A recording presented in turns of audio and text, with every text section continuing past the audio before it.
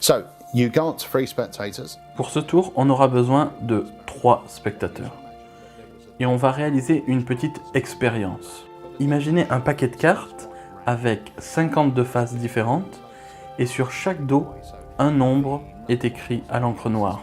Mais tout le paquet est mélangé, c'est-à-dire que les nombres ne correspondent pas aux faces. Derrière un 4, il n'y aura pas forcément un 4. Tout est mélangé et tout est écrit aléatoirement.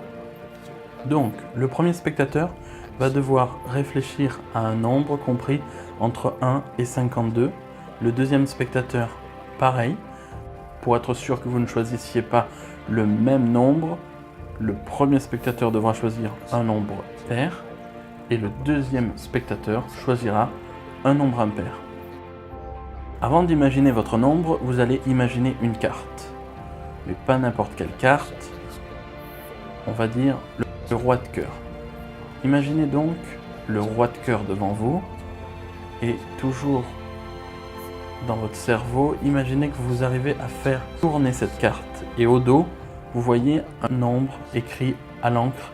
Quel est le nombre que vous voyez? Le 9, très bien. Donc je note le roi de cœur, vous voyez derrière le 9. Je reproduis la même expérience avec le spectateur numéro 2 que vous allez faire également. Cette fois je vais essayer de changer, on va pas prendre une carte à figure, on va prendre une carte à chiffres, 6 de trèfle. Je vais vous demander d'imaginer la carte, vous l'avez devant vous, le 6 de trèfle, et je veux juste que vous me disiez le nombre que vous voyez au dos. 24, très bien. Donc je note 6 de trèfle, vous voyez au dos le 24. On va passer au troisième spectateur et là ça va être un petit peu différent. Si je prends par exemple le nombre 37. Vous voyez ce nombre devant vous affiché et là maintenant la carte se retourne. Et vous voyez clairement la face de cette carte et je vais vous demander de me dire la face que vous voyez. 5 de pique. Donc je note 37, 5 de pique. Je vais récapituler un petit peu ce qui s'est passé. Vous avez 6 choix qui ont été faits totalement librement. 3 cartes et 3 nombres. À présent et pour la première fois, je vais ouvrir le paquet de cartes qui se trouve sur la table. Je n'ai pas pu le changer, je ne le sors pas de ma poche comme dans les versions précédentes. Il est là depuis le début. Ce jeu est bien mélangé. Toutes les faces sont différentes et dans un ordre aléatoire. Et sur le dos de chaque carte se trouve bien un nombre différent à chaque fois. Est-ce que vous pouvez me répéter les deux nombres que vous avez choisis? 9 et 24.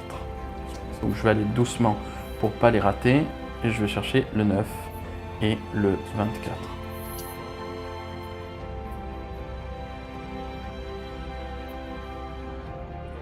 Voici le 9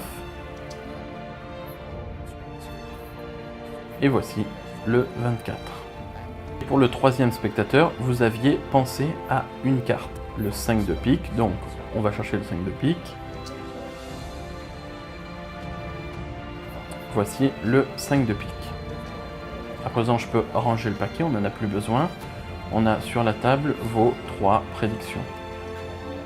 Alors, pour le premier spectateur, je vous ai parlé d'une carte et vous m'avez dit que le chiffre au dos, c'était le 9.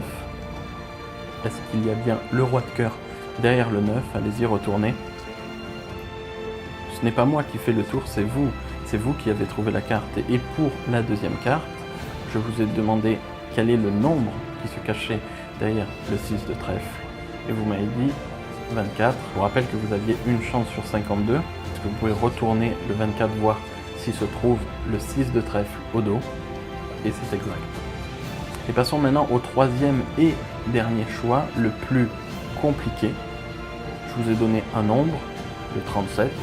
Vous m'avez dit le 5 de pique. Est-ce que vous pouvez retourner le 5 de pique, voir s'il se trouve bien au dos, le nombre 37?